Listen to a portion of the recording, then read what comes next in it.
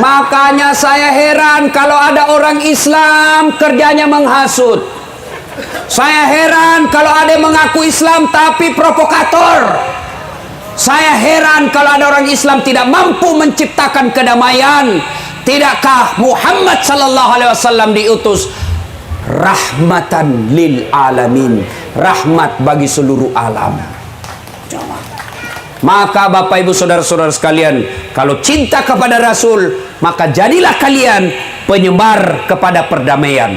Dan demi Allah, kalau kita ribut, Sintang ini ribut, bukan Dasat Latif yang sengsara, tapi siapa? Masyarakat Sintang sendiri. Nabi kalau berbicara soal persatuan, Nabi jelaskan umatku itu seperti badan ini. Coba lihat badan kita, Pak. Tangan kanan gatal tanpa disuruh kiri yang garuk. Tangan kiri yang gatal tanpa diundang kanan yang garuk. Gatal dua-duanya kerjasama. Akur kita. Coba lihat ini tangan. Beda tapi akur. Akur meskipun beda. Ini tangan. Kaki. Anak muda jalan malam minggu. Tahan tuh kakinya. Bang. Begitu kaki tahan tuh, seluruh badan ikut merasakan sakit.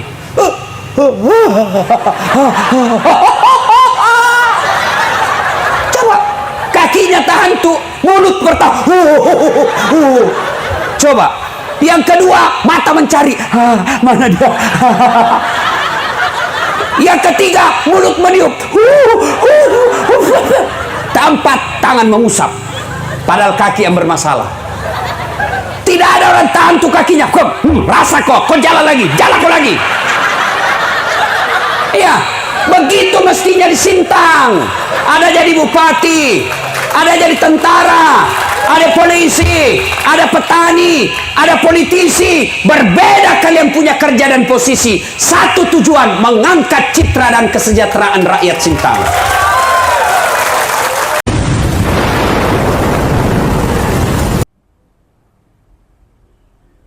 Bismillahirrahmanirrahim. Rabbi israhli sadri wa yassirli amri wahlul 'uqdatam min lisani yafqahu qawli. Kembali lagi dengan channel YouTube kami. Kali ini kita akan sama-sama melihat kajian dari Ustadz Dasat Latif yang akan bertausiah di depan kepolisian untuk menjelaskan tentang nikmat yang sering dilupakan oleh seorang polisi setelah mereka menjadi seorang kepolisian. Untuk lebih jelasnya, mari kita lihat yang berikut ini. Persaudaraan itu dimulai dari rumah. Tidak mungkin kalian bisa akur dengan baik kalau rumah tanggamu tidak akur. Kantor, tidak mungkin polisi bisa bekerja dengan baik kalau dari rumahnya memang sengsara otaknya. Tidak mungkin. Maka mulailah dari rumah tangga. Bagaimana rumah tangga yang harmonis? Contoh Rasulullah, bukan contoh Dasat Latif. Contoh Rasulullah. Bagaimana rumah tangga Rasulullah? Mari dengar. Itu Nabi. Berapa istrinya Nabi, Bu? Biar itu dia tahu tidak mau jawab. Berapa, Ibu? Berapa? 11. Pak, dengar ini, Pak. Dari 11 istri Nabi tidak pernah ada dipanggil namanya. Beliau panggil dengan panggilan kasih sayang di antara 11 itu. Khadijah tidak pernah dipanggil Khadijah sini kok. Tidak. Aisyah tidak pernah dipanggil Aisyah mari kau. Tidak. Khadijah beliau panggil Ummul Mukminin, ibunya orang Islam. Aisyah tidak pernah dipanggil Aisyah sini saya kok. Tidak. Aisyah beliau panggil Ya Humairah, yang kemerah-merahan pipinya. Karena memang Siti Aisyah merah delima pipinya. Maka mulailah romantis dalam rumah tanggamu. Hargai istrimu. Jangan kau panggil namanya saja, apalagi kau panggil dengan panggilan yang dia tidak senang.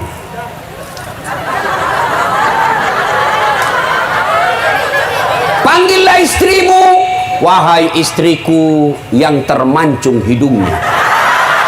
Dia bilang, saya bingung Ustaz, soalnya istriku tidak mancung hidungnya. Ya kau lihatlah giginya. Giginya yang mancung Ustaz. Ya kau carilah alisnya kek yang tebal, apa kek yang manis yang membuat dia senang. Wahai istriku yang tai lalatnya sebetar kelereng.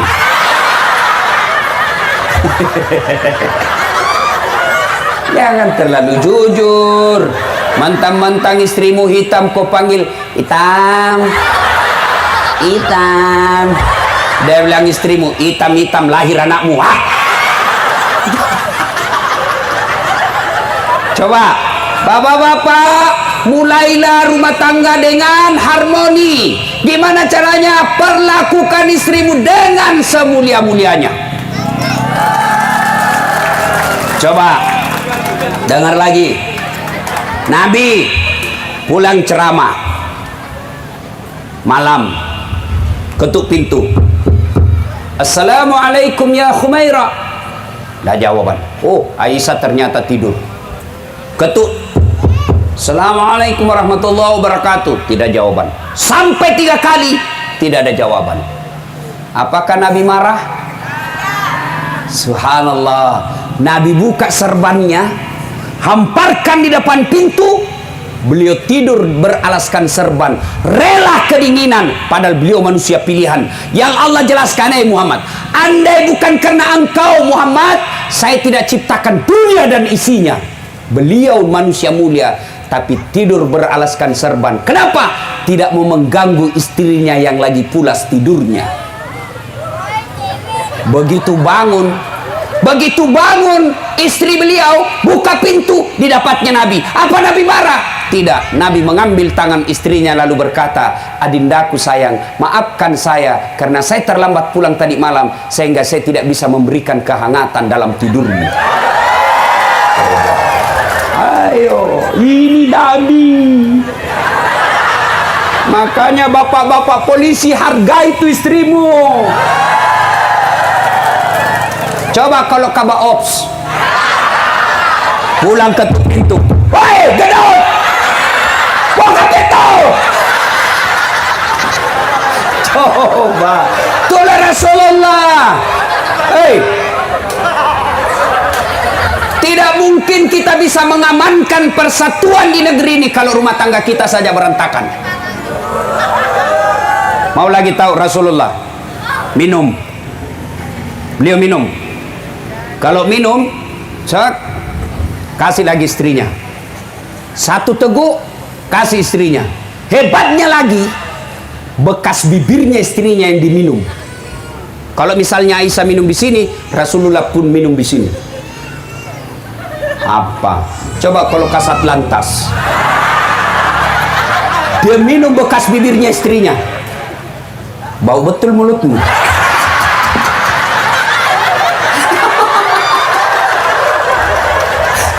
Apa? Ayo, itulah Rasulullah. Makanya jangan kau sengsarakan istrimu. Coba kalau bapak mentang-mentang baru polisi, baru 1 tahun jadi polisi, istri dorong dengan kau ini. Apa kau tahu gendut? Coba, jangan ketawa Pak, saya seru sini. Hei, bapak-bapak polisi, dengar ini. Dengar. Ketika bapak menikah, apa yang bapak sampaikan? Saudara Dasat Latif, saya nikahkan dengan anak gadisku Naura Siddiqia Nasrun dengan mahar seperangkat alat sulat tunai karena Allah. Siapa yang bapak jadikan jaminan? Bukan Kapolres, bukan Kapolda. Siapa yang dijaminkan? Allah. Kapolres saja kalau dibilang kau pergi koperasi pakai namaku, tapi jangan kau salah gunakan. Kau belanjalah pakai 1 juta. Ternyata bapak sampai di koperasi, bapak bilang, komandan bilang 2 juta. Marah kan Pak Kapolres, kau salah gunakan amanahnya, dimutasi kau bos. Ini Allah yang kau salah gunakan namanya. Hah? Istrimu dihalalkan, Allah halalkan, kau temani tidur, kau terima anak gadisnya orang ready, ada matanya, ada giginya, ada kakinya. Build up. Coba. Lalu sampai di Sintang, dia tinggalkan keluarganya di Jawa, dia tinggalkan keluarganya di Sumatera, dia tinggalkan keluarganya di Sulawesi, datang ke tengah kampung Sintang karena taat sama perintah suaminya. Sampai di sini kau sengsarakan anak gadisnya orang, pantas 30 tahun kau jadi polisi tidak bisa kau bahagia. Kenapa? Kau hianati istrimu. Makanya jangan kalau istrimu minta duit salah, tidak ada. Sekalinya gadis simpangannya, tenang deh, gampang. Jadi mulailah dari rumah tangga. Ya, bisa Bapak polisi? Jangan selalu merasa miskin Pak polisi, jangan. Bapak semua orang kaya. Ada nikmat yang Bapak miliki yang kami masyarakat sipil tidak miliki. Apa? Nikmat sosial namanya. Saya tanya Bapak polisi, Bapak boleh tidak pakai baju seperti saya? Boleh. Bapak boleh tidak pakai songkok seperti saya? Boleh. Malah makin dicintai rakyat. Bapak boleh tidak pakai serban? Boleh. Tapi boleh tidak Das Atlantik pakai bajunya Kapolres? Boleh enggak? Pakai ditangkap ke Ustaz. Polisi gadungan. Itu yang Bapak harus syukuri baju coklatmu. Dan kau hina baju coklatmu bos dengan minta-minta uang di jalan. Enggak selevel itu. Ya. Kau bilang sama orang kaya, hei, kau boleh lebih kaya dari saya, tapi kau melanggar hukum, tidak ada bagian penjara kamu. Itu dong. Benar Pak, Bapak kalau jadi penyidik, coba lihat, Bapak meskipun tamatan SMA, tapi penyidik biar profesor di depanmu, nggak bisa majalan akalnya. Nggak ada orang hebat di depan penyidik. Tapi kalau Bapak punya integritas, jangan marah Pak. Jangan marah.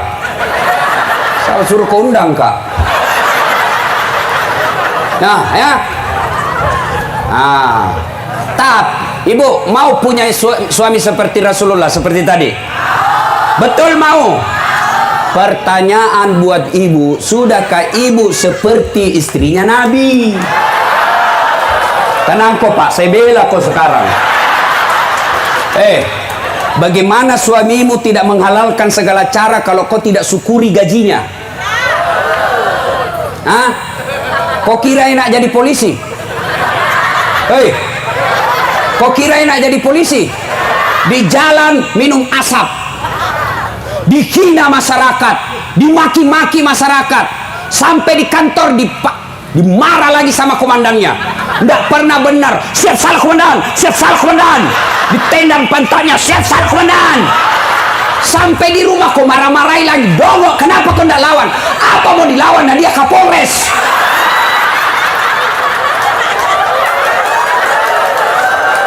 Dengar ini. Hei Bu, ibu kira gampang jadi laki-laki? Hah? Beberapa hari yang lalu saya di bandara, ada bapak-bapak yang ngurut refleksi. Pak, apa pendidikan Bapak yang terakhir? Saya sarjana Ustaz. Kenapa mau jadi tukang urut? Tidak ada kerjaan yang bisa saya lakukan Ustaz. Saya tidak tega lihat anak sama istri saya lapar. Berapa gajimu Pak? 1 bulan 1.200.000 Ustaz. Sarjana. Dan dia rela ngurut kakinya orang.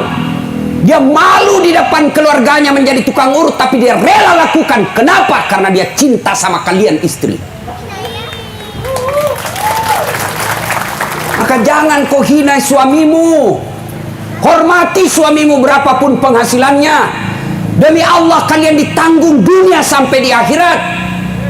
Kalian tidak sholat tuh suamimu yang tanggung kalian di akhirat. Kalian tidak puasa tuh suamimu yang ditanya nanti di akhirat. Kalian tidak tanggung dosanya suami, tapi suami tanggung dosamu sebagai istri. Makanya jangan suka marah-marah.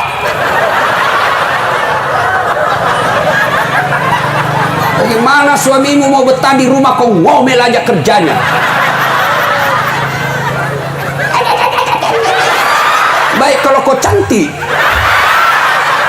bau keteknya terdampak, malam ini kita habisi ibu. Dan suka ngomel, suaminya dijadikan tahanan kota. Baru 1 jam, di mana kau Pak? Ada di Polres. Di mana kau? Ada di dengar semua orang, bikin malu-malu kau. Video call dulu. Lihat kau ini. Ini semua ini kelakuannya ini. Hei Bu, hei. Bu, Mau suamimu jadi polisi yang baik? Berawallah dari kalian. Nah, benar sekali ya, dimana kebahagiaan itu dimulai dari rumah.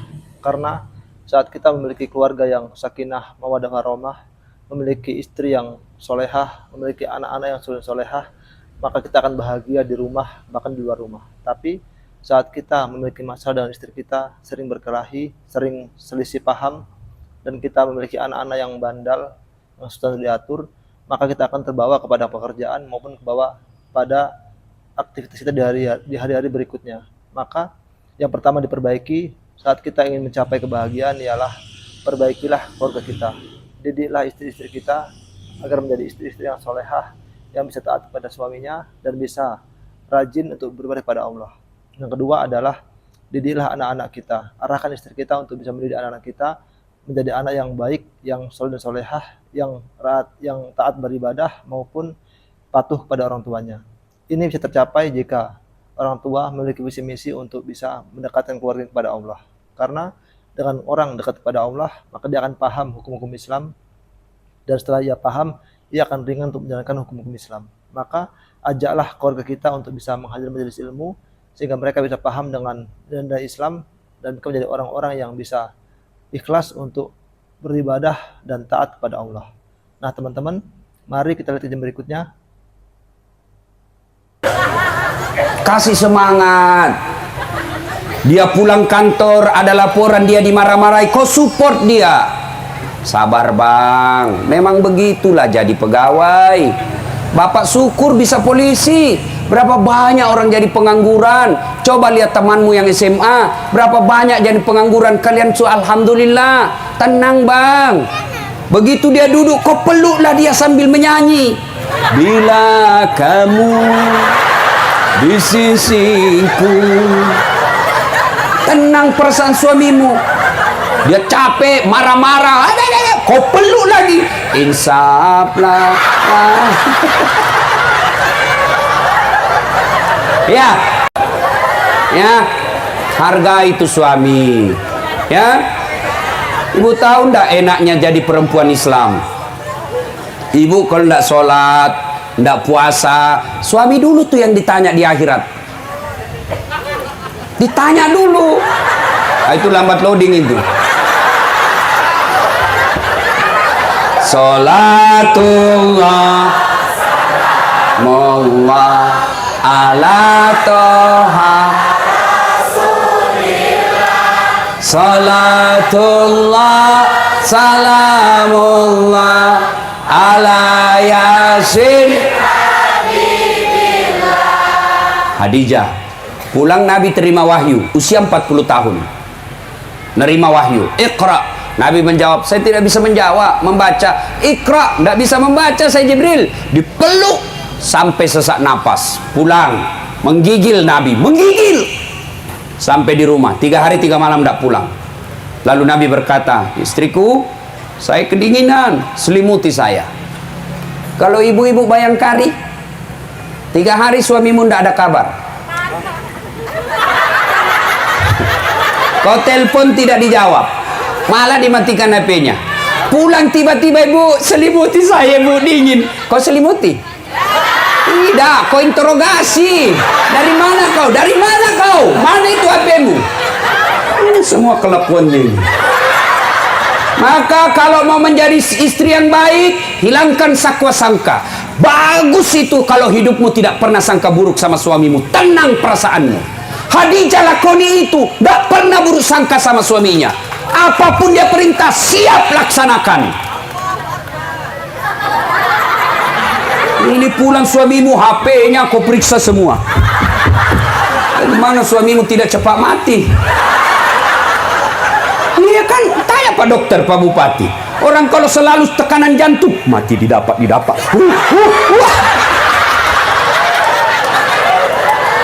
Maka sudahlah, tidak usah kau periksa HP-nya suamimu, tenang hidupmu. Terpaksa kau dibohongi karena kita jujur, kau marah, lebih kau dibohongi. Besok-besok kau tahu kau dibohongi, ya itulah takdir burukmu. Bu, Suamimu kau telepon, tidak ada jawaban. Sangka baik kau. Oh, suamiku lagi sholat duha. Tenang perasaanmu. Telepon lagi, tidak jawaban. Oh, suamiku berarti lagi rapat sama komandan. Sore ditelepon, tidak ada jawaban. Oh, barangkali suamiku lagi tadarus. Tenang perasaanmu. Tiba-tiba masuk WhatsApp, saya lihat suamimu bonceng cewek, cantik betul. Oh, berarti suamiku lagi nge-grab. Tenang perasaanmu.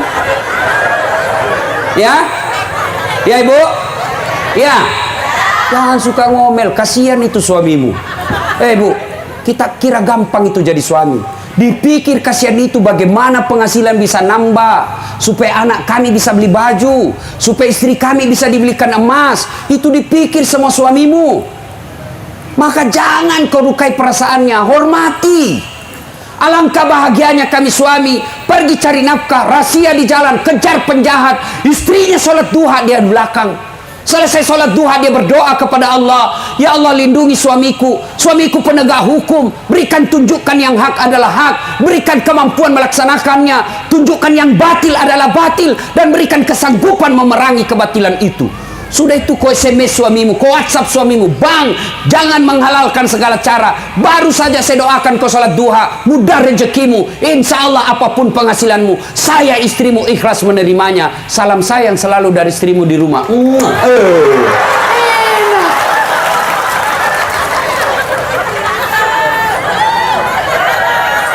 Jangan ketawa, serius orang ini. Ya. Enak kan kalau kita pulang disambut masakan kesenangan suami. Maka kalau sifatmu baik, biar suamimu goda siapapun tidak tergoda. Kenapa? Punya bidadari di rumahnya. Kau suamimu pulang tidak pernah cantik. Nonton depan televisi angkat kaki, makan kacang. Remote dia kuasai, angkat ketek menguap. Tidur ngorok. Bagaimana kita tidak cepat mati? Hancur kok ibu. Nah ya, suami muliakan istrimu, istri muliakan suamimu. Nah, faktor ketiga, didik anakmu dengan sebaik-baiknya. Ya, didik anakmu. Bagaimana caranya, Ustaz? Pak, jangan bawa uang haram ke rumah. Kalau anak selalu makan uang haram, kata Nabi, maka jangan heran anakmu nanti besar selalu berpikir yang haram-haram. Begitu kau pensiun, siapa nak kasih kau urus, nak kasih masuk ke panti jompo.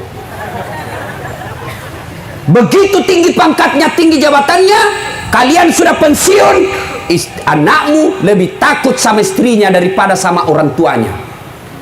Itu kalau uang haram kau kasih makan anakmu. Begitu kau pensiun, datang kau ke rumahnya, suamimu mulai cemas. Antara suami, antara ibu atau istri. Datang duduk, istrimu sudah bilang, dia tanya bapak suamimu, bapakmu, kapan datang pak? Baru nak, kapan pulang?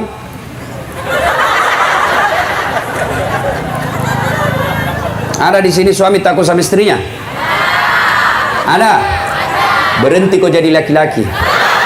Apa mau takut? Nah, gajimu semua diambil. Belum naik saja itu sudah dia tahu itu perempuan. Dia sekongkol dengan bendahara. Kerjasama tukang cicil-cicil. Habis kita laki-laki. Jadi Ustaz tidak takut sama istri. Ngapain saya mau takut? Cuma istriku lebih berani dari saya. Dia bilang, mengamuk Ustaz. Kalau mengamuk, kenapa kalau dia ngamuk? Dia kasih pecah piring Ustaz. Kalau dia kasih pecah piring, kasih pecah ku satu lusin. Dia kasih pecah gelas, kasih pecah semua. Kenapa? Piring boleh dibeli, piring boleh dibeli. Harga diri sebagai suami tidak boleh diinjak-injak istri. Takbir. Nah, itulah semua yang takut sama istrinya.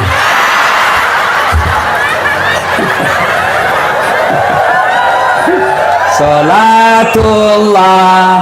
Dua, bagaimana dengan semangat kepada tetangga, saudara? Mau tahu perlakuan Nabi kepada tetangga? Nabi jelaskan, bukan bagian dari umatku Kalau dia masak masakan, lalu tetangganya mencium bau masakannya, lalu dia tidak berikan tetangganya masakan itu. Coba. Nabi ajarkan, kalau kau memelihara tanaman, bapak nanam pohon, lalu pohon mangga itu nyebrang ke tetanggamu, dia nyebrang ke pagar tetanggamu, maka yang nyebrang halal dia makan tetanggamu, dan kau bukan yang punya yang nyebrang. Jadi bapak tanam mangga, mangga tersebut nyebrang ke pagar tetangga, maka yang nyebrang haknya dan halal buat tetanggamu, bukan lagi kau yang punya. Langsung ada mahasiswa aku tanya, Ustadz, bagaimana kalau istrinya tetangga menyeberang? Itu lain urusan, cilaka. Kau kena pidana itu. Ayo, itulah Rasulullah. Bapak mau, kalau mau ukhuwah persaudaraan kokoh di Sintang ini, syarat mutlak yang harus kita miliki pertama, pemaaf. Tidak bisa persaudaraan tumbuh tanpa pemaaf. Tapi coba Pak Polisi diludahi. Bisa kau diam? Kau aja mau? Kau berani nih polisi nih? Kenapa nih kalau kau polisi? Ayo kasih teladan. Apa motonya di tengah semua polisi? Apa? Coba Bapak hafal. Nah, apa itu yang selalu tertulis di depan kantor polisi? Siap melayani, mengayomi. Apa lagi? Itu. Saya bukan polisi. Mengayomi, melindungi, melayani. Coba Pak. Kalau Bapak amalkan ini, Bapak bukan cuma dapat gaji tiap bulan, tapi Bapak akan menjadi penghuni surga. Itulah Rasulullah. Coba kalau Pak Bupati, jangan percaya Pak Dokter, tukang tipu. Jangan percaya tukang tipu. Panggil komandan Satpol PP, polisi setengah.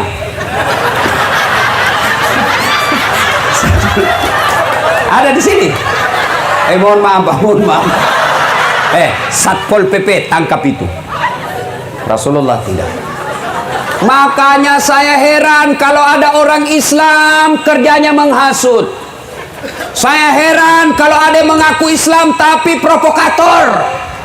Saya heran kalau ada orang Islam tidak mampu menciptakan kedamaian. Tidakkah Muhammad sallallahu alaihi wasallam diutus rahmatan lil alamin, rahmat bagi seluruh alam. Maka Bapak Ibu saudara-saudara sekalian, kalau cinta kepada Rasul, maka jadilah kalian penyebar kepada perdamaian. Dan demi Allah, kalau kita ribut, Sintang ini ribut, bukan Dasat Latif yang sengsara, tapi siapa? Masyarakat Sintang sendiri. Nabi kalau berbicara soal persatuan, Nabi jelaskan umatku itu seperti badan ini. Coba lihat badan kita Pak. Tangan kanan gatal tanpa disuruh kiri yang garuk. Tangan kiri yang gatal tanpa diundang kanan yang garuk. Gatal dua-duanya kerjasama. Akur kita. Coba lihat ini tangan. Beda tapi akur. Akur meskipun beda. Ini tangan. Kaki. Anak muda jalan malam minggu. Tahan tuh kakinya. Bang! Begitu kaki tahan tuh, seluruh badan ikut merasakan sakit.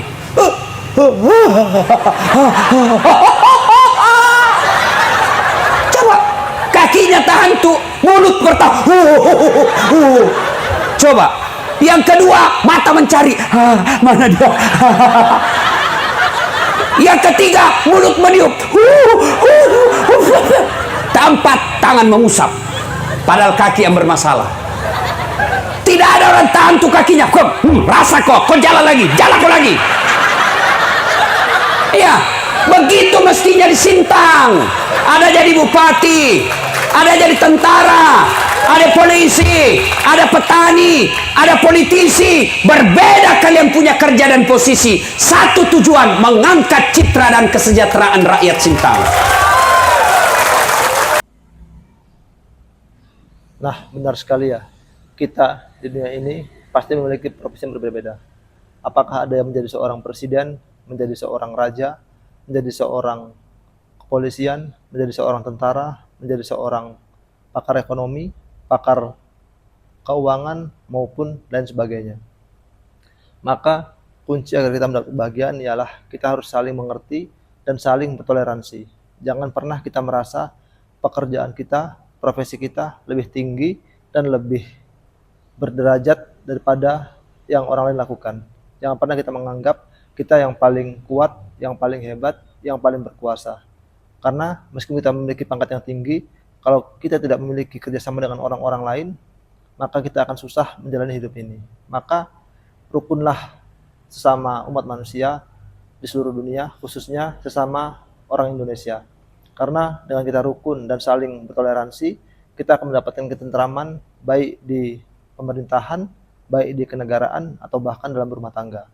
Maka jangan pernah saling menyalahkan, jangan pernah saling berbangga diri, melainkan salinglah bergandengan tangan untuk sama-sama membangun negara ini. Nah teman-teman, mari kita lihat yang berikutnya. Satu sakit, yang lain ikut merasakan. Maka masyarakat Sintang berkata, jangan kau ganggu bupatiku. Kalau kau ganggu bupatiku, kami masyarakat Sintang kau hadapi. Polisi juga berkata, jangan kau ganggu rakyat Sintang. Rakyat Sintang kau ganggu, saya tembak kepalamu. Oh itu dong persatuan. Jangan politisi menghina rakyat. Rakyat memaki politisi. Kapan kalian senang? Bersatulah. Ya, coba lihat. Hebatnya itu yang namanya persaudaraan. Banyak teman, murah rezeki. Saya selalu bilang begini, saya tidak banyak temanku, tapi temanku banyak. Temanku yang banyak uangnya. Saya tidak banyak uang, tapi banyak teman. Temanku banyak uangnya. Itu di Makassar, tidak pernah laku duit saya. Begitu saya ke pasar, baru turun dari mobil, Assalamualaikum Ustaz. Dalam hatiku, aman terkendali. Saya mau bayar, dia bilang, tidak usah Ustaz. Berapa Ji? Tidak usah Ustaz. Dalam hatiku, memang itu kutunggu. Saya ke Poltabes Makassar, perpanjangan SIM. Keluar Pak Kapolres. Wassalam. Siap Komandan. Ada apa Ustaz? Perpanjangan SIM Komandan. Kasar Lantas. Bantu ini Pak Ustaz. Yang ku lagi minta uangnya, dosa uang Ustaz kau makan. Selesai Pak. Ayo, banyak teman, murah rezeki. Banyak teman, gampang selesai. Yang ketiga, banyak teman, gampang menang pilkada.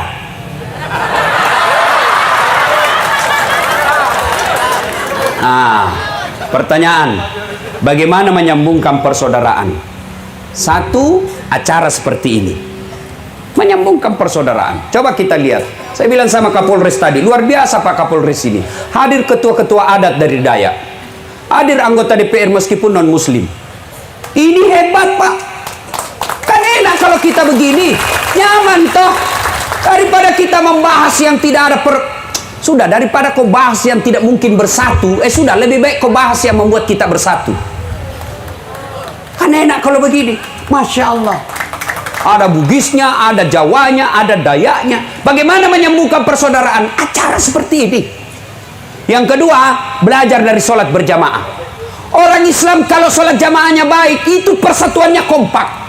Coba lihat sholat jamaah. Yang datang dari kanan masuk masjid, hadap kau ke kiblat. Yang datang dari kiri masuk masjid, hadap ke kiblat. Yang datang dari belakang masjid masuk masjid, hadap ke kiblat. Tidak boleh masing-masing mau menghadap dari asalnya.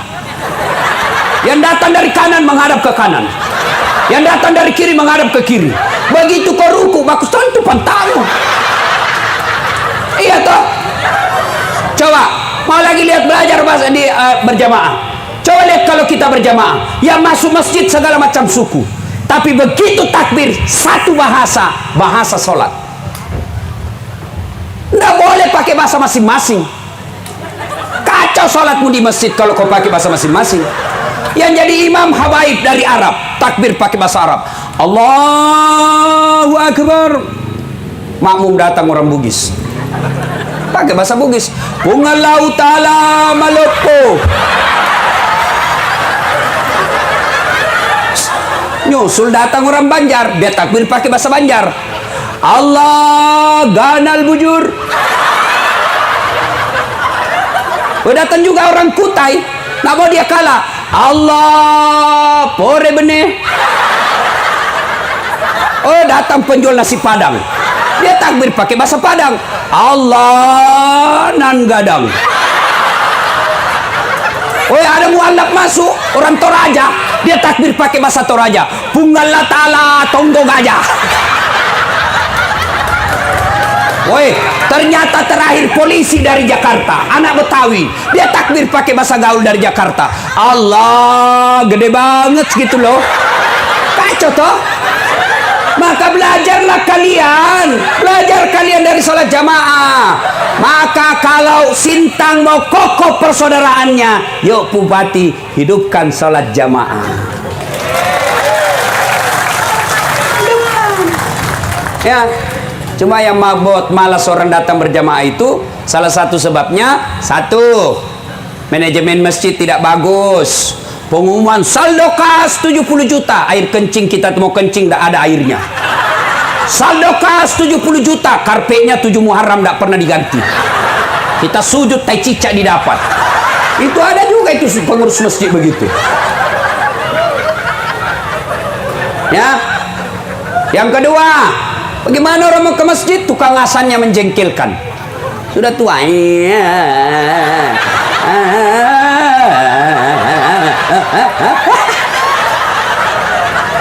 Dapat lagi penceramah, mulai salam pertama sampai terakhir neraka jadi cerita. Kalau dibanting dilipat, pak, tusuk pantakmu keluar dia bilang, anak muda, tidak usah ke masjid, kita takut. Ya. Apalagi sound system, begitu kita takbir Allahu Akbar langsung storing. Kita mau perbaiki, belum selesai, terpaksa 3 menit 10 menit kita. Dapat lagi apa yang membuat malas ke masjid? Imam kadang-kala balik-balik sunnah Nabi. Ada juga ini imam yang kadang-kala kalau dia sendiri kul-kul saja dia baca.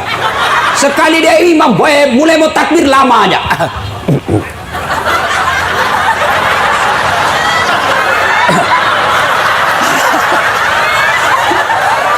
Terbalik bos. Nabi bilang kalau kau jadi imam ringkaskan bacaanmu, jangan kau panjang-panjang. Itu sunnah. Kenapa diringkaskan? Satu, yang ikut itu tidak semua sama tingkat ketahanan fisiknya. Barangkali ada ibu-ibu yang asam urat tidak bisa lama berdiri. Barangkali ada juga anak muda yang mau sekali kentut. Barangkali ada polisi yang sepatu baru dan lupa hilang sepatuku.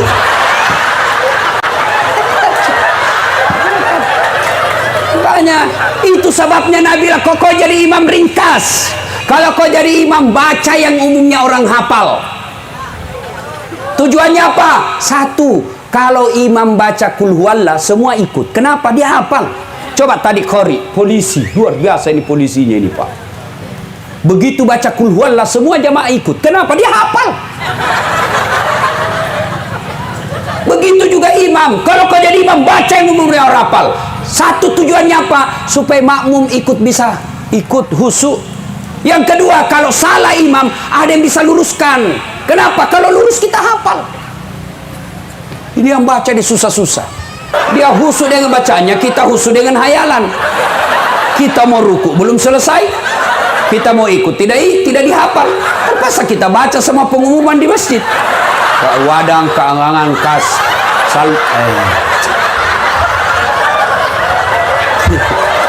sudah dibaca satu papan pak, belum selesai, dibaca lagi apa? Kalender. Bayangkari Kabupaten Sintang, pengurus ketua, dibaca semua. Belum selesai juga imam, terpaksa apa? Dibaca lagi bajunya orang. Caleg DPR RI nomor urut 7, Partai Golkar. Semua dibaca pak. Siapa salah? Siapa salah? Saya waktu saya masih sekolah di kampung, imam sujud lama betul, lama. Kenapa ini lama sekali? Gak biasanya. Tiba-tiba ada kawan saya diangkat kepalanya, langsung hilang imam. Ternyata imam keluar dari pintu depan. Selesai sholat ditanya Pak Imam, kenapa aku tinggalkan saf? Dia bilang saya kentut nak. Pak Imam, lain kali kalau kau kentut angkat dulu kepalanya orang. supaya dilihat kau keluar. Apa dia bilang? Saya sengaja nak, malu kau lihat. Coba. Siapa yang salah? Siapa salah? Imam. Makanya hati-hati milih imam.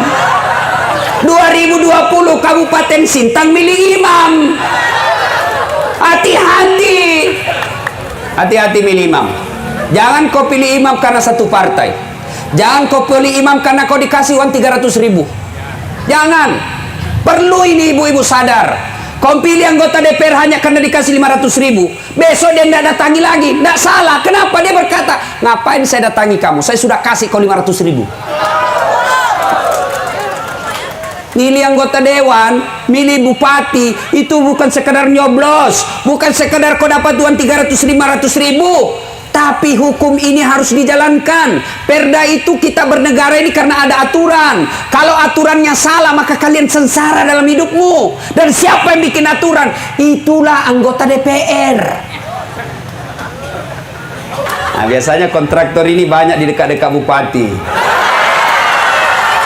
Nah, maka Pak Bupati mawas dirilah. Biasa bupati baik, tapi kontraktor yang datang menghasut. Dan biasanya kontraktor ini mengambil alih tim sukses, bukan dengan niat memilih pemimpin yang baik, tapi mendapat proyek setelah terpilih. Tapi insya Allah bupati kita tidak akan begitu. Nah, beliau dokter luar biasa. Dokternya bukan dokter kaleng-kaleng. Dari UI, Pak. Saya dulu tamat SMA mau sekali jadi dokter. 3 kali saya ikut UMPTN. Begitu maunya saya jadi dokter, Pak Bupati, saya pinjam bajunya kemanakanku yang fakultas kedokteran. Lalu saya foto di depannya gedung kedokteran tertulis Fakultas Kedokteran UNAS. Pegang baju, pakai baju dokter. Hoax. Berita bohong. Begitu maunya saya jadi dokter. Saya malah lulus di Sospol. Ternyata saya tahu kenapa saya tidak lulus di dokter. Saya pulang kuliah terjadi tabrakan jalan perintis kemerdekaan. Berceceran darah di jalan. Saya turun tolongin orang tabrakan. Dia yang tabrakan, saya yang pingsan. Ternyata saya tidak bisa lihat darah. Sampai sekarang kalau lihat video-video yang baku tikam kayak pening saya mau muntah. Seolah-olah Allah ingin berkata, bagaimana kamu jadi dokter? Kau tidak bisa lihat darah. Temanku yang lulus jadi dokter tugas di Kepulauan Aru. Beberapa saat yang lalu mau lebaran saya telepon, kau pulang lebaran dok? Tidak, rugimu itu jauh-jauh cari uang pegawai baru kau tidak bisa lebaran sama orang tuamu. Mahal tiket Ustadz, bisa 60 juta kalau saya pulang Ustadz. Di mana kami dapat uang begitu? Dalam hatiku, untung saya jadi Ustadz. Nggak pernah saya bingung beli tiket. Kenapa? Kapolres yang beli.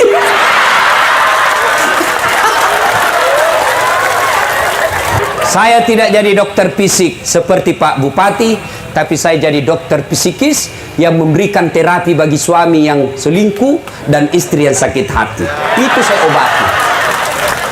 Maka hikmahnya, Bapak polisi, jangan kau pernah sangka buruk terhadap pekerjaanmu. Kerja kalian saja dengan baik, biarkan Allah yang tentukan kekuasaannya. Ya, kalau kau dimutasi, sabar. Itulah yang terbaik. Bapak-bapak kepala dinas yang tadinya kepala dinas menjadi staf ahli, ahli yang tidak ada stafnya. Kau ikhlas, Allah punya rencana yang terbaik buat kalian. Sebenarnya banyak yang saya ingin sampaikan, tapi waktu yang terbatas. Lanjut.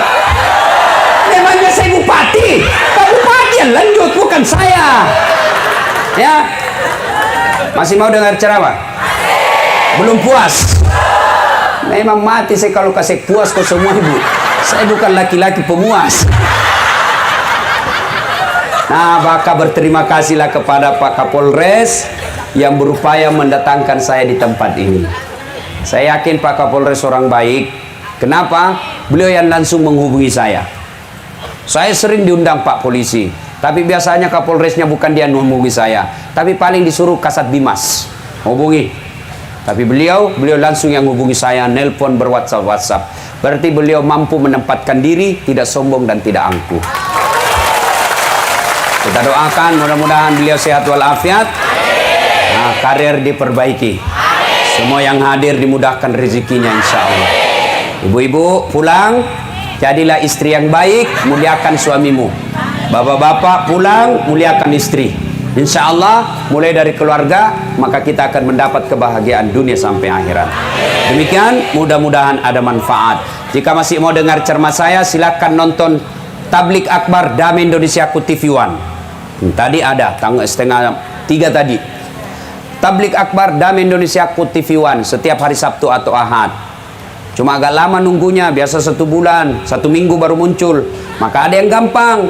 Gimana caranya Ustaz? Ambil HP, buka YouTube, tulis nama saya Dasat Latif. Keluarlah ceramah saya yang lebih 1000. Silakan cari judulnya macam-macam. Sudah itu jangan lupa kasih tanda begini, like. Like. Sudah itu jangan lupa subbreaker. Apa? Ya itu subbreaker. Jangan kau kasih begini bos, jangan kasih begini. Kalau kau kasih begini ceramahku, nak cari kau malaikat pencabut nyawa. Masa ceramah kau kasih begini? Ayat ini disampaikan bos, amar ma'ruf nahi mungkar, masa kau kasih begini? Kalau lagu dangdut boleh lah. Cuma cepat habis kota, 1 jam menguras kota. Maka saya sediakan namanya Cersi, ceramah singkat, 1 menit saja, 1 menit. Gimana caranya Ustaz? Follow saya di Instagram. Dasat Latif 1212. Dasat Latif 1212. Sudah ku follow Ustaz, sudah ku tidak mau putar ceramahmu, berarti masalahmu tidak ada kuota. Mudah-mudahan ada manfaat. Mohon doa Bapak Ibu supaya saya sehat selamat perjalanan. Insya Allah selesai ceramah ini saya langsung balik ke Pontianak, sebab besok mau lanjut ke Kabupaten Berau, Kalimantan Timur. Demikian, lebih dan kurangnya mohon dimaafkan. Nun wal kalam ya mesrun billahi fisabilil haq. Assalamualaikum warahmatullahi wabarakatuh. Alhamdulillah, kita bersaja melihat kajian dari Ustaz Latif yang telah bertausiah di depan kepolisian, di mana ada banyak hal yang bisa kita ambil pelajaran, yang kita bisa ambil ilmu-ilmunya, di mana seorang polisi memiliki nikmat yang tidak semua orang miliki. Karena dari seluruh orang di seluruh Indonesia, hanya orang terpilih yang bisa menjadi seorang polisi. Maka mereka memiliki kelebihan untuk bisa menegakkan keadilan, untuk bisa menindak kriminal, dan untuk bisa melindungi masyarakat. Maka polisi juga berpeluang besar untuk lebih mudah masuk surga dengan cara menggunakan jabatan mereka untuk bisa menegakkan keadilan dan mengayomi masyarakat. Maka jangan sampai seorang polisi keliru menyalahgunakan pangkat jabatannya untuk justru melindungi para pelaku kriminal. Cara agar seorang polisi ini bisa lurus, bisa amanah adalah saat mereka dekat kepada Allah dan kenal kepada Allah. Maka kuncinya adalah seorang polisi harus sering-sering untuk menghadiri majelis ilmu, dan seorang petinggi kepolisian, seorang jenderal haruslah sering-sering untuk mengadakan majelis ilmu di tingkat kepolisian, agar nantinya seluruh prajuritnya menjadi orang-orang yang religius, yang bertakwa kepada Allah, sehingga mereka juga takut kepada Allah dan bertakwa serta beriman kepada Allah. Maka kita doakan agar di negara kita ini bisa aman, bisa tentram, dan kita bisa mendapat perlindungan dari kepolisian agar kita bisa tenang menjalani kehidupan di Indonesia ini. Jazakallah khair kasiran bagi yang sudah like, share, dan subscribe. Semoga dakwah ini semakin berkembang. Barakallahu fikum. Subhanakallahumma wa bihamdika asyhadu alla ilaha illa anta astaghfiruka wa atubu ilaih. Assalamualaikum warahmatullahi wabarakatuh.